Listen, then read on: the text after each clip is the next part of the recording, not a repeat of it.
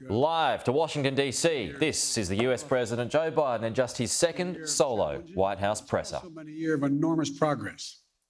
We went from 2 million people being vaccinated at the moment I was sworn in to 210 million Americans being fully vaccinated today.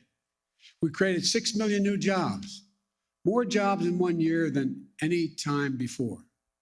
Unemployment dropped, the unemployment rate dropped to 3.9%. Child poverty dropped by nearly 40%, the biggest drop ever in American history. New business applications grew by 30%, the biggest increase ever. And for the first time in a long time, this country's working people actually got a raise. People, the bottom 40%, saw their income go up the most of all those that got a raise. We cut health insurance premiums for millions of American families, and we just made surprise medical bills illegal in this country. You know those bills you get that you don't expect of $2,000 to $5,000 from the hospital beyond what you thought you were going to have to owe because of the consultation you weren't told was going to cost that much? No more. They're now illegal. Thanks to the American Rescue Plan and other actions we've taken, we've seen record job creation, record economic growth in the past year. Now, thanks to the bipartisan infrastructure bill, we're about to make a record investment in rebuilding America to take us to be the #1 best infrastructure in the world. Well, now we're way below that. We'll be creating better jobs for millions of people, modernizing our roads, our bridges, our highways, our ports, our airports, everything from making clean water, removing lead pipes, so that every American can turn on a faucet and drink clean water. Urban and rural and suburban communities. It's going to make affordable high-speed internet available to every American in urban, rural, and suburban areas. We've never done that before. Now we are. We're in the process of getting that done. Still, for all this progress, I know there's a lot of frustration and fatigue in this country. And we know why. COVID-19, Omicron has now been challenging us in a way that it's the new enemy.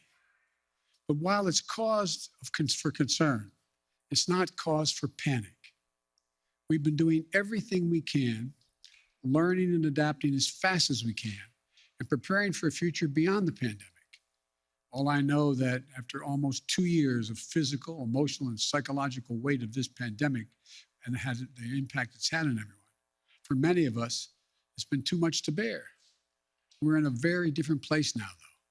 We have the tools, vaccines, boosters, masks, tests, pills to save lives and keep businesses and schools open.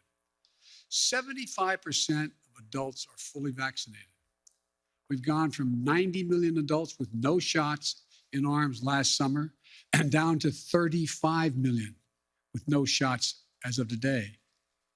And we're adding about 9 million more vaccinations each week. We're going to stick with our vaccination efforts because vaccinations work. So get vaccinated, please, and get your booster. Look, we're also increasing testing. Should we have done more testing earlier? Yes, but we're doing more now. We've gone from 0 at-home tests a year ago to 375 million tests on the market in just this month. If you buy a test at a store, your insurance will reimburse you. On top of that, we're making 1 billion at-home tests available for you to order and be delivered to your home for free. Just visit covidtest.gov to know how to get that free test kit to your home.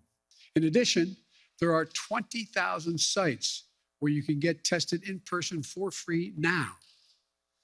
And now we have more treatments that for people to keep people out of the hospital than any other point in the pandemic, including life-saving antiviral pills. We purchased 20 million of these new Pfizer pills, more than any country in the world. The bottom line on COVID-19 is that we're in a better place than we've been and have been thus far, clearly better than a year ago. We're not going back to lockdowns. We're not going back to closing schools. Schools should stay open because the American Rescue Plan, we provided to states $130 billion. $130 billion to keep our students and educators safe and schools open.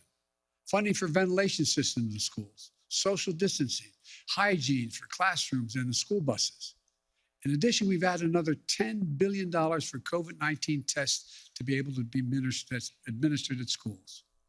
And many states and school districts have spent this money very well. Unfortunately, some haven't. I encourage the states and school districts that use the funding to protect our children and keep our schools open. Use it. The COVID-19 is not going to give up and accept things. It's not going to go away immediately. But I'm not going to give up and accept things as they are now. Some people may call what's happening now the new normal. I call it a job not yet finished. It will get better. We're moving toward a time when COVID-19 won't disrupt our daily lives, where COVID-19 won't be a crisis, but something to protect against and a threat. Look, we're not there yet, but we will get there. Now, the second challenge we're facing are prices. COVID-19 has created a lot of economic complications, including rapid price increases across the world economy. People see it at the gas pumps, the grocery stores, and elsewhere. So here's what we're going to do. A critical job in making sure that the elevated prices don't become entrenched rests with the Federal Reserve, which has a dual mandate: full employment and stable prices. The Federal Reserve provided extraordinary support during the crisis for the previous year and a half. Given the strength of our economy and the pace of recent price increases, it's appropriate, as the Federal Chairman Powell, the Fed Chairman Powell, has indicated, to recalibrate the support that is now necessary. I respect the Fed's independence, and I've nominated 5 superb individuals to serve on the Federal Board of Governors, men and women from a variety of ideological perspectives. They're eminently qualified, historically diverse, and have earned bipartisan praise. And I call on the United States Senate to confirm them without any further delay. And here at the White House, and for my friends in Congress, the best thing to tackle high prices is a more productive economy with greater capacity to deliver goods and services to the American people. And a growing economy where folks have more choices and more small businesses compete, and where more goods can get to market faster and cheaper. I've laid out a 3-part plan to do just that. First, fix the supply chain. COVID-19 has had a global impact on the economy.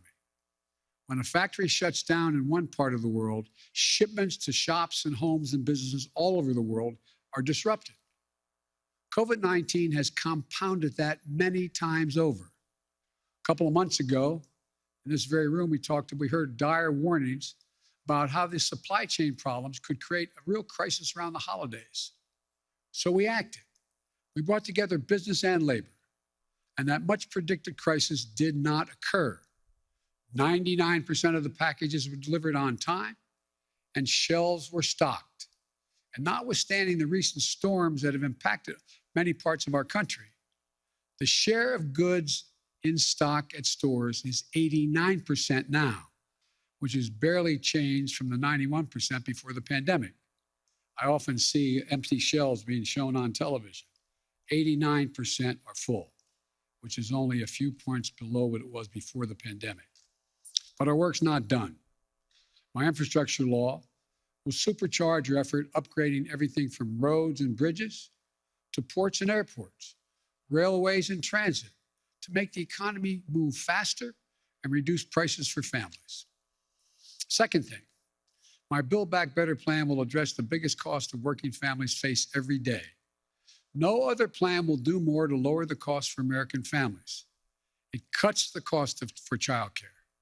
Many families, including the people sitting in this room, if they have children and they're working full-time, many families pay up to $14,000 a year for childcare in big cities, less than that in smaller ones. My plan cuts that in half. That will not only be a game changer for so many families' budgets, but it will mean so much for the nearly 2 million women who've left the workforce during the pandemic because of things like childcare. My Build Back Better plan cuts the price of prescription drugs. So insulin, that today costs some people as much as $1,000 a month, will cost no more than $35 a month. It cuts the cost of elder care. It lowers energy costs. And it will do all of this without raising a single penny in taxes on people making under $400,000 a year or raising the deficit. In fact, my plan cuts the deficit and it boosts the economy by getting more people into the workforce. That's why 17 Nobel Prize winners for economics say it will ease long-term inflationary pressure. The bottom line, if price increases are what you're worried about, the best answer is my Build Back Better plan. Third thing we're going to do, promote competition. Look, in too many industries, a handful of giant companies dominate the market in sectors like meat processing, railroad, shipping, and other areas. This isn't a new issue. It's not been the reason we've had high inflation today. It's not the only reason. It's been happening for a decade. But over time, it has reduced competition, squeezed out small businesses and farmers, ranchers, and increased the price for consumers. We end up with an industry like the meat processing industry, where 4 big companies dominate the markets. Pay ranchers less for their cattle they grow, charge consumers more for beef, hamburger meat, whatever they're buying. Prices are up. Look, I'm a capitalist, but capitalism without competition is not capitalism, it's exploitation. So I signed an executive order to tackle unfair competition in our economy, and we're going to continue to enforce it, along with working with Congress where we can. I'll close with this. We have faced some of the biggest challenges that we've ever faced in this country these past few years. Challenges to our public health, challenges to our economy, but we're getting through it. And not only are we getting through it, we're laying the foundation for a future where America wins the 21st century by creating jobs at a record pace. Now we need to get inflation under control. We have developed an extraordinarily effective booster shots and antiviral pills. Now we need to finish the job to get COVID-19 under control. I've long said, it's never been a good bet to bet against the American people or America. I believe that more than ever today. We've seen the grit and determination of the American people this past year. But the best days of this country are still ahead of us, not behind us. Now, I'm happy to take questions. Yes. Thank you, Mr. President. I know some of my colleagues will get into some specific issues, but I wanted to zoom out on your first year in office. Inflation is up. Your signature domestic legislation is stalled in Congress. In a few hours from now, the Senate, an effort in the Senate to deal with voting rights and voting reform legislation is going to fail. COVID-19 is still taking the lives of 1,500 Americans every day, and the nation's divisions are just as raw as they were a year ago. Did you overpromise to the American public what you could achieve in your first year in office, and how do you plan to course correct going forward? Why are you such an optimist? Look, I didn't overpromise, but I have probably outperformed what anybody thought would happen. The fact of the matter is that we're in a situation where we have made enormous progress. You mentioned the number of deaths from COVID. Well, it was 3 times that not long ago. It's coming down. Everything's changing. It's getting better. Look, I didn't overpromise, but I think if you take a look at what we've been able to do, you'd have to acknowledge we made enormous progress. But one of the things that I think is something that, one thing I haven't been able to do so far is get my Republican friends to get in the game of making things better in this country. For example, I was reading the other day, and I wrote the quote down so I don't misquote him.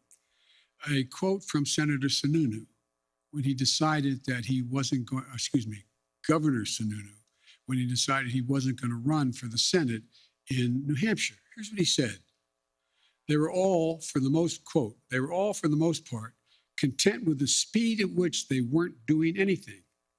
it was very clear that we just had to hold the line for 2 years. Okay, so I'm just going to be a roadblock for the next 2 years? That's not what I do, Sununu said. He went on to say it bothered me that they were okay with that. Then he goes on to say, I said, okay, so we're not going to get stuff done if we win the White House back, Why didn't we do anything in 2017 and 2018? And then he said, how the Republican Sununu spoke to answer the challenge? He said, crickets, yeah, crickets. They had no answer. I did not anticipate that there'd be such a stalwart effort to make sure that the most important thing was that President Biden didn't get anything done. Think about this. What are Republicans for? What are they for? Name me one thing they're for. And so the problem here is that I think what I have to do in the change in tactic, if you will, I have to make clear to the American people what we are for. We've passed a lot. We passed a lot of things that people don't even understand what's all that's in it, understandably. Remember when we passed the Affordable Care Act and everybody thought that, it really was getting pummeled and beaten. And it wasn't until after we were out of office and that next campaign, when that off-year campaign, and I wasn't in office anymore. We went in a whole bunch of districts campaigning for Democrats and Republican districts who said they wanted to do away with health care, with Obamacare. And I started pointing out that if you did that, pre-existing conditions would no longer be covered. And they said, huh? We didn't know that.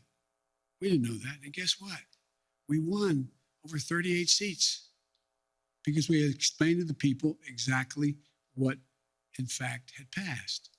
Now, one of the things that I remember saying, and I'll end this, I remember saying to President Obama when he passed the Affordable Care Act, I said, you ought to take a victory lap. And he said, there's so many things going on, we don't have time to take a victory lap. As a consequence, no one knew what the detail of the legislation was. They don't know a lot of the detail of what we pass. So the difference is, I'm going to be out on the road a lot, making the case around the country with my colleagues who are up for re-election and others, making the case of what we did do and what we want to do, what we need to do. And so I don't think I've overpromised at all, and I'm going to stay on this track. One of the things that I remember, and I'll end this, I was talking with, Jim Clyburn, who was a great help to me in the campaign in South Carolina. And Jim said, and when he endorsed me, and there was a clip on television in the last couple of days of Jim, and it said that we want to make things accessible and affordable for all Americans. That's healthcare. That's education. That's prescription drugs. That's making sure you have access to all the things that everybody else has. We can afford to do that. We can't afford not to do it. So I tell my Republican friends, here I come. This is going to be about what are you for? What are you for? And I'll lay out what we're for.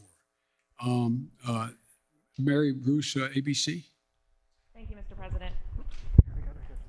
You mentioned your Republican colleagues, but right now your top two legislative priorities, your social spending package and voting rights legislation, are stalled, blocked by your own party after months of negotiation. You are only guaranteed control of Washington for one more year before the midterms. Do you need to be more realistic and scale down these priorities in order to get something passed? No, I don't think so. When you say more realistic, I think it's extremely realistic to say to people, because let me back up.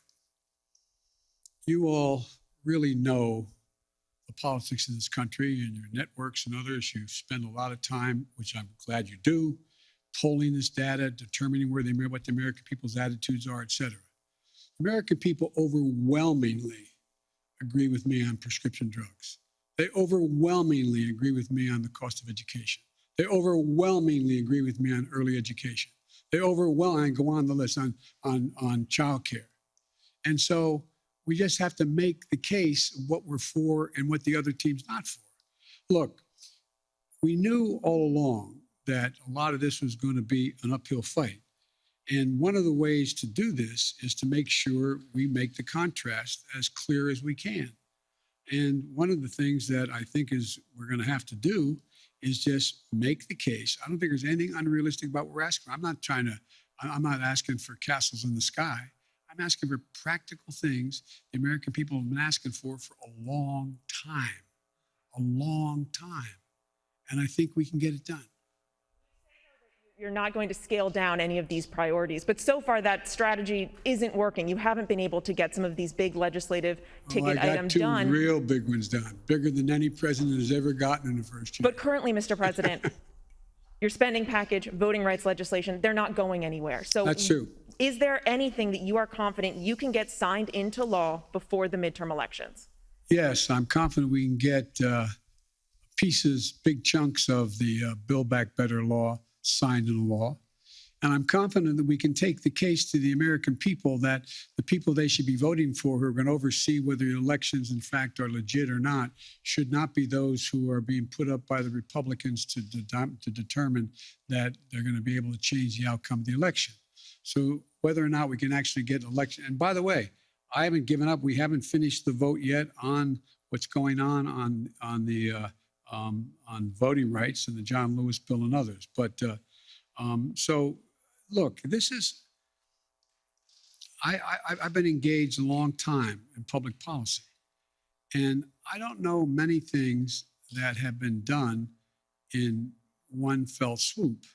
And so I think the most important thing to do is try to inform, not educate, inform the public of what's at stake in stark terms, and let them make judgments and let them know who's for them and who's against them, who's there and who's not there, and make that the case. And that's what I'm going to be spending my time doing in this off-year election. You mentioned Republicans and reaching out to them. Some Republicans who may be open to major changes on voting rights, for instance, like Mitt Romney, he says he never even received a phone call from this White House. Why not? I like Mitt. Look, Mitt Romney's a straight guy. One of the things that we're doing, I was trying to make sure we got everybody on the same page in my party on this score. And I didn't call many Republicans at all. The fact is that I do think that Mitt is a serious guy. I think we can get things done. I think I predict to you they'll get something done on the electoral reform side of this. But rather than judge what's going to get done and not get done, all I can say is I'm going to continue to make the case why it's so important to not turn the electoral process over to political persons who are set up deliberately to change the outcome of elections. Allison Harris, please.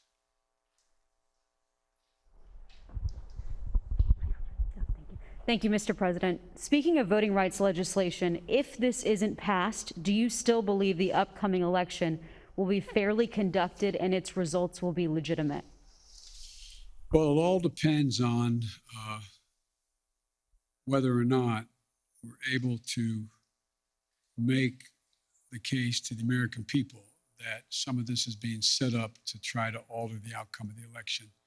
And it's one thing, look, maybe I'm just being too much of an optimist. Remember how we thought not that many people were going to show up to vote in the middle of a pandemic? We had the highest voter turnout in the history of the United States of America. Well, I think if, in fact, no matter how hard they make it for minorities to vote, I think you're going to see them willing to stand in line and defy the attempt to keep them from being able to vote. I think you're going to see the people we try to keep from being able to show up, showing up and making the sacrifice that needs to be made in order to change the law back to what it should be. But it's going to be difficult. I make no bones about that. It's going to be difficult. But we're not there yet. We've not run out of options yet, and we'll see how this moves. And on Omicron and education, teachers are in revolt in so many places.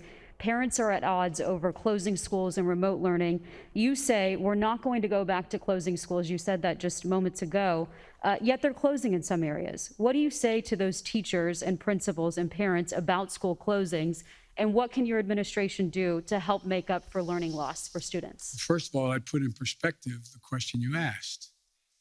Very few schools are closing. Over 95% are still open. So you all phrase the questions when people, I don't think it's deliberate on your part, but you phrase the question when anyone watches this on television. My God, there must be, all those schools must be closing. What are we going to do? 95% are still open, number one. Number two, the idea that parents don't think it's important for their children to be in school, and teachers know it as well. That's why we made sure that we had the ability to provide the funding through the Recovery Act, through the act that the first act we passed, to be able to make sure schools were able to be safe. So we have new ventilation systems available for them. We have the way they scrub down laboratories and I mean the laboratories kids go to the bathroom, cafeterias, buses, et cetera. All that money's there. There's billions of dollars made available. It's there.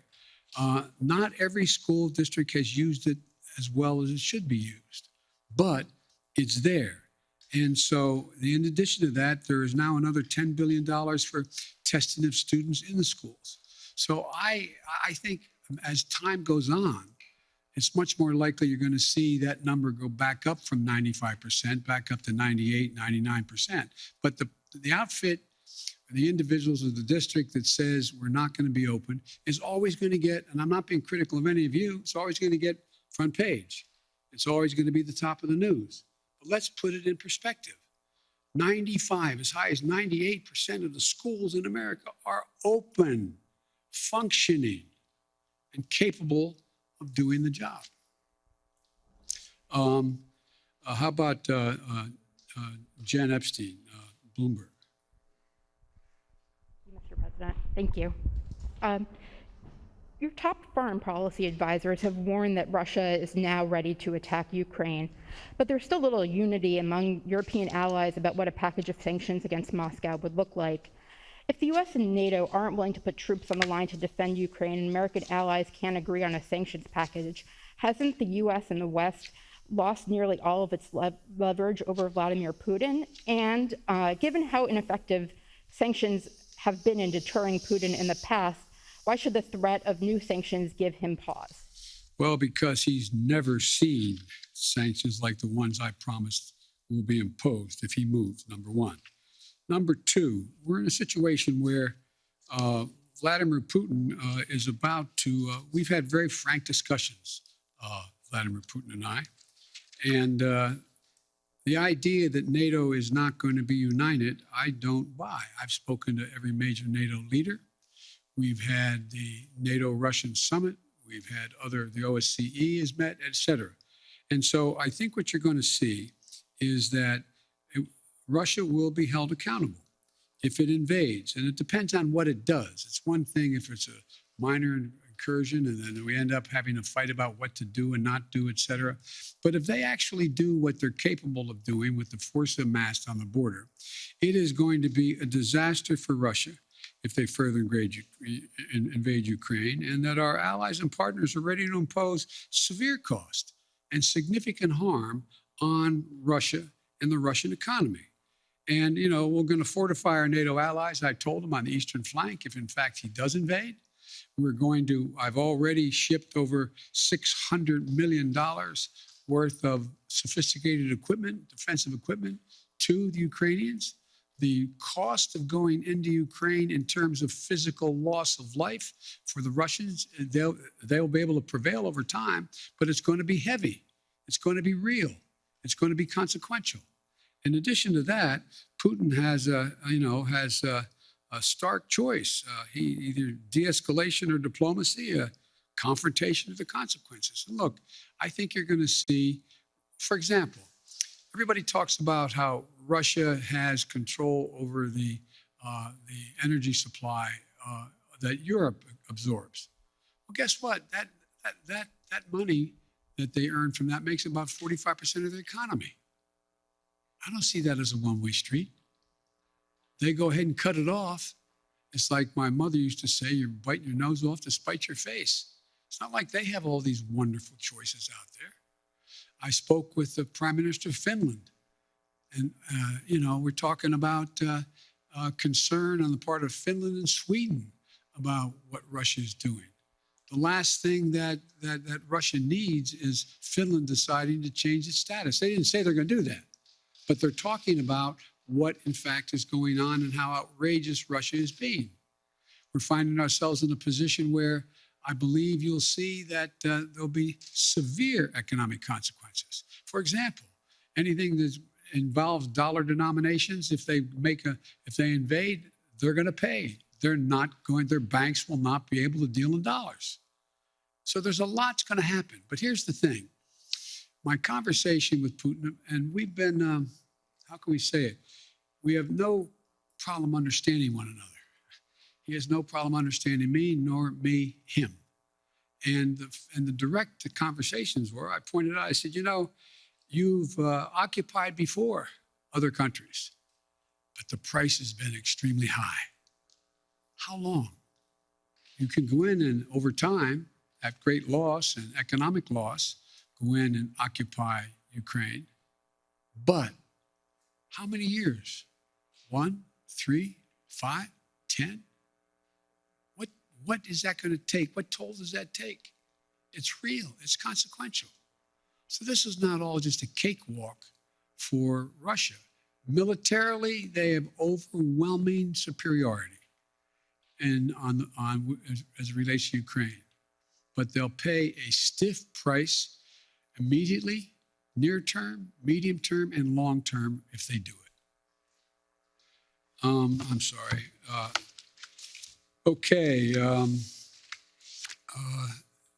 David Sanger, New York Times. Thank you, Mr. President. I wanted to follow up on your answer there about Russia and Ukraine. When you were in Geneva in June, you said to us about President Putin, I think the last thing he wants now is a Cold War. Now, since then, of course, you've seen him gather these troops, 100,000 troops around Ukraine.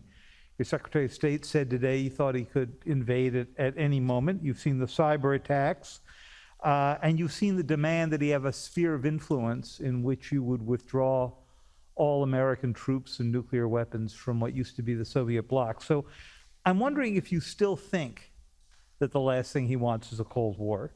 And has your view of him changed in the past few months? And if it has, and he does invade, would your posture be to really move back to the kind of containment policy that you saw so often when you were still in the Senate? The answer is that I think he still does not want any full-blown war, number one. Number two, do I think he'll test the West, test the United States and NATO as significantly as he can? Yes, I think he will. But I think he'll pay a serious and dear price for it that he doesn't think now will cost him what it's going to cost him. And I think he'll regret having done it. Now, whether or not, I think that, how can I say this in a public forum? I think that he is dealing with what I believe he thinks is the most tragic thing that's happened to Mother Russia, in that the Berlin Wall came down, the empire has been lost, the near abroad is gone, etc. The Soviet Union has been split. But think about what he has. He has 8 time zones, a burning tundra that will not freeze again naturally, a situation where he has a lot of oil and gas, but he is trying to find his place in the world between China and the West. And so I'm not so sure that he has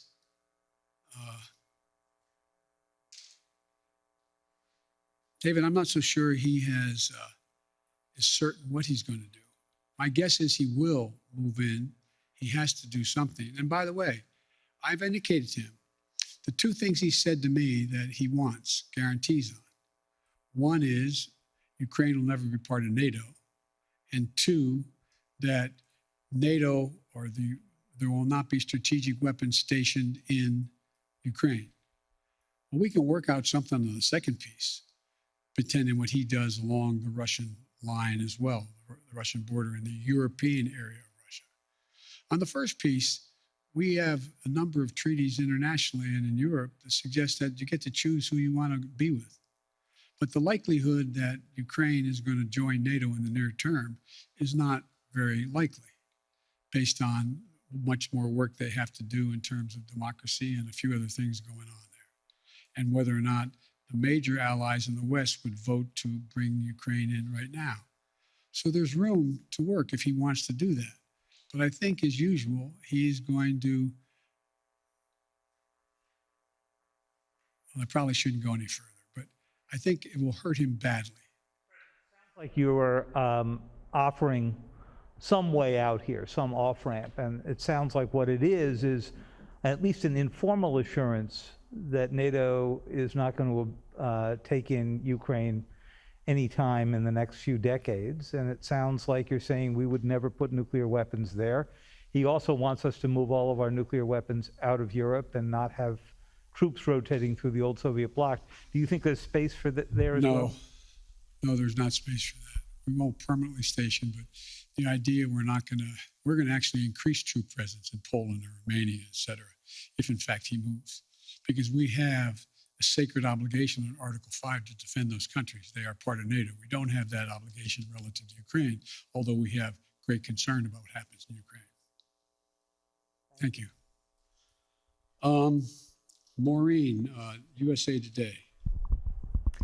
Thank you, Mr. President. I wanted to follow up on your comment on Build Back Better and also ask you a question about the pandemic. You said that you're confident you can pass big chunks of Build Back Better this year. Does that wording mean that you are thinking about, you're looking at breaking the package up into individual portions? And then on the pandemic, now that the Supreme Court has blocked the vaccination or test rule for larger businesses, are you reconsidering whether to require vaccines for domestic flights as a way to boost vaccination rates? No, look, first of all, on the last part of the question, the Supreme Court decision, I think, was a mistake, but you still see thousands and thousands of people who work for major corporations having to be tested as a consequence of the decision made by the corporation, not by the standard ISET that is there. I think you'll see that increase, not decrease, number one. What was the first part of your question? On your comment that you made that you're confident Yes. that major chunks of Build Back Yes. Better can pass, are you breaking it up? Does that Yes, it's clear to me that that we're going to have to probably break it up. I think that we can get, and I've been talking to a number of my colleagues on the Hill, I think it's clear that we would be able to get support for the $500+ billion for energy and the environmental issues that are there, number one. Number two, I know that the two people who've opposed, on the Democratic side at least, support a number of the things that are in there. For example, Joe Manchin strongly supports early education, 3 and 4 years of age, strongly supports that. There is strong support for, I think, a number of the way in which to pay for these, pay for this proposal. So I think there is. I'm not going to negotiate against myself as to what should and shouldn't be in it, but I think we can break the package up, get as much as we can now, and come back and fight for the rest later.